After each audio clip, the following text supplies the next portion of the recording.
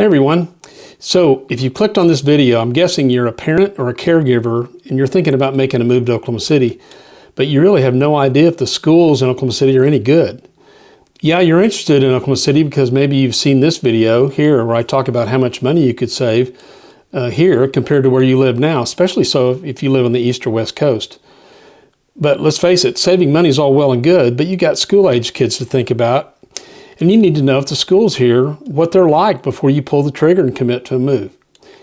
So rest assured, folks like you are the reason I made this video, to help answer your questions about the schools in Oklahoma City and assure you that yes, your kids can get a great education here, just like my kids did. Hi everyone, my name is Lynn Taggart. I'm an agent with Coldwell Banker Select here in Edmond, Oklahoma. I also know a thing or two about education since my wife's a 15-year veteran school teacher here. And my mom and my grandfather each taught in public schools here for over 40 years. So in today's video, I'm going to give you a quick rundown of all the various school districts in the metropolitan Oklahoma City area and give you a third party's impartial assessment about which ones are outperforming the others. Based on the grades they are assigned, some are doing really well and others, well, not so much. The truth is, you can have both here. You can enjoy a much lower cost of living and your kids can get a great education. And I can speak personally about this because my two sons got a great education here. Both are graduating with honors, both graduated from honors from Edmond High School a few years ago, and both are graduating this year from college. One is graduated from Oklahoma State University with a degree in finance, go Pokes, and the other is graduated from Texas A&M University in College Station, Giga Aggies. He's graduating with a computer animation degree. So in Oklahoma City, the trick is, when you're picking a neighborhood, you always have to be aware of what school district that neighborhood falls into. I can help you with that. And so if you want to know more information other than what's in this video, you can call, text, or email using the information shown in the description box below. I'd love to meet you and we can talk about it. So let's get started by looking at the big picture school-wise. First things first, in Oklahoma City, we have 4 types of schools. We have public, private, charter, and home-based schools. Now in this video, I'm going to focus primarily on the first 2 categories. We'll touch briefly on the last 2, but we'll spend the bulk of our time talking about public schools here in Oklahoma City, since that's the one that most people are interested in. If you recall, in this video, I mentioned how spread out Oklahoma City is. In Oklahoma City, we rank 20th in terms of U.S.-based population. We have 1.4 million people that live here, by the way. But we rise to 8th place in terms of sheer size in square miles. You could fit all these large U.S. cities all within the Oklahoma City city limits. It's that large. That's again apparent when you see the map of Oklahoma City shown here with the boundaries of all the metro's 22 school districts shown. Oklahoma City is really spread out, as I said, so using this map, let's take a tour around town. In the north, the communities of Piedmont, Deer Creek, and to a lesser extent Edmond, they're really exploding in growth since there's tons of new homes being built here and young families, for the most part, are the ones buying them. Moving clockwise to the northeast part of Oklahoma City, east of Interstate 35, are the smaller bedroom communities of Luther, Jones, and Oakdale. And Oakdale, by the way, that's a small school. It's kindergarten through 8th grade only. On the east side of Oklahoma City, we have Millwood and the Mid-Dell school districts, which serves Dell City and Midwest City. Midwest City, by the way, is the home of Tinker Air Force Base. Also further east in this sector are the more rural communities of Harrah, McLeod, and Choctaw.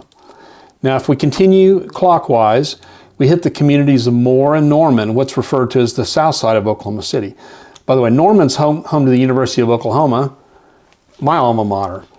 Moore has seen tremendous growth in recent years and the boom continues today. Lots of new schools opening in the Moore School District as the district's population continues to swell. Now, if we swing around to the west, we run into Western Heights, Union City, and Mustang. Mustang in particular is also seeing tremendous growth with a ton of new housing being built and the development of a ton more in the works. To the west, we have Banner. It's another small kindergarten through 8th grade school. And along with Banner is Bethany and Yukon. Yukon especially has seen and will continue to see a huge increase in homes being built and young families are buying them up in droves. Lots of new schools are being built or planned in the Yukon School District. Now, moving back to the city center, we have the 2 oldest, largest districts in Oklahoma City. the Putnam City School District, and the Oklahoma City Public Schools. I should point out that that Putnam City is not the name of a town per se, but the name of the school district only. The Putnam City School District, PC as we call it, is located in War Acres, Oklahoma, another small township which adjoins Oklahoma City. Now, the Oklahoma City Public School System, it's the largest in Oklahoma City, and it's neck and neck with Tulsa Public Schools in terms of total enrollment and being the largest in the state. Oklahoma City schools have 31,000 students. Okay, that's the whirlwind tour of all the school districts in central Oklahoma, and I know the next question you're going to ask. I know what you're going to say. Okay, great. I know the names of all the school districts. That's great. And I know where they're located. That's also great. Which ones are the best? Well, best is a very subjective term, right? So to come up with some answers, I've relied on the experts at niche.com. Or is it niche? Well, in Oklahoma, we'll just call it niche. Niche.com to tell me. Sites like niche.com and greatschools.org are great resources when it comes to researching all there is to know about schools in the area. So, niche.com, they do a comprehensive multi-point assessment of each district, and they tabulate scores from 9 different categories to come up with their composite grade for each, shown here. Now, is this methodology perfect? No, but the way they arrived at their score is a far, far more scientific way of quantifying what is most assuredly something that is very, very difficult to measure. All right, so let's go back to the map. Here's the results. Based on niche.com's assessment, arrived at using their 9-point criteria, they've given each of the districts an overall grade. Topping the list with an A+ rating is Edmond Public Schools. As I mentioned, Edmond is where my 2 boys went from elementary through high school, and I can attest to the quality of the education your child will receive here. Now, still in North Oklahoma City, is Deer Creek, which received an A, and Piedmont Schools, which received an A-. Both of these school systems are coming on strong, and they remind me a lot of where Yukon used to be many, many years ago. They're young and they're growing rapidly. Schools in the West also enjoy A's. Yukon and Mustang each received an A-, and Bethany received an A. Swinging down south, Moore and Norman also scored well. Moore received an A-, and Norman Public Schools received an A.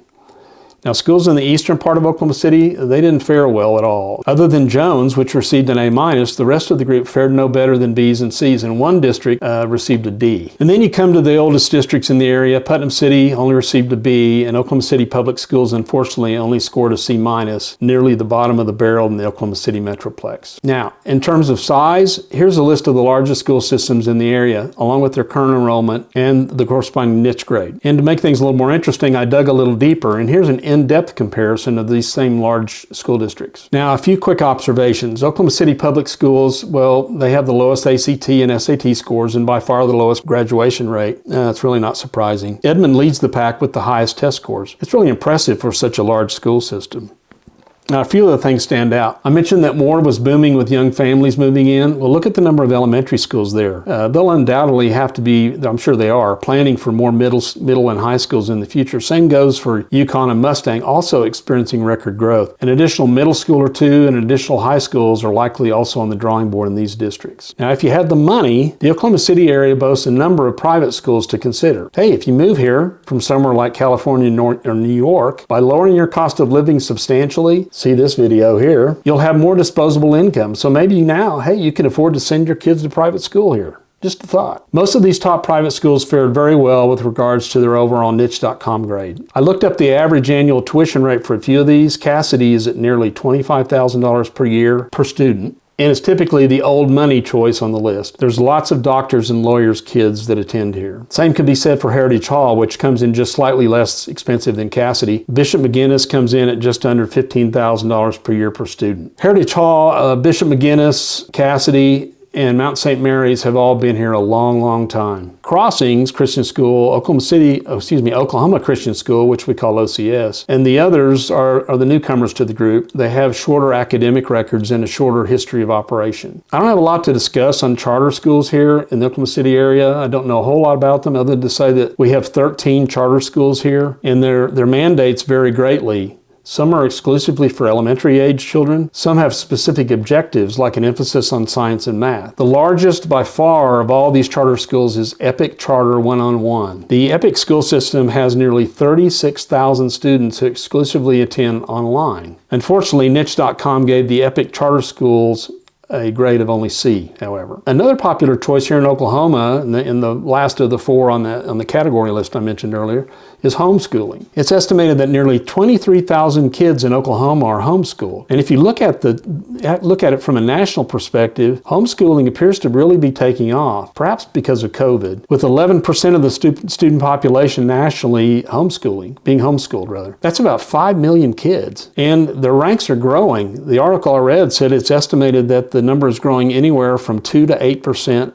annually. All right, so that's the quick rundown on schools in central Oklahoma, where they're located, and how they fared grade-wise according to niche.com. And I really hope you found this information helpful. Also, comment down below on what concerns you might have about schools in Oklahoma City, or what you like about the schools in Oklahoma City. I'd love to hear from you. And speaking of hearing from you, I know I hit you guys with a lot of information in a short amount of time, kind of like drinking from a fire hose. So if you'd like to continue the discussion, reach out to me via phone, text, or email. My contact information is shown down on the link below. And if you'd like to know more about Oklahoma City, the good, the bad, and the ugly, check out these videos here, and you can learn a whole lot more information. So that's all for now. I want to thank you all for watching. We'll see you on the next one. Cheers, everyone.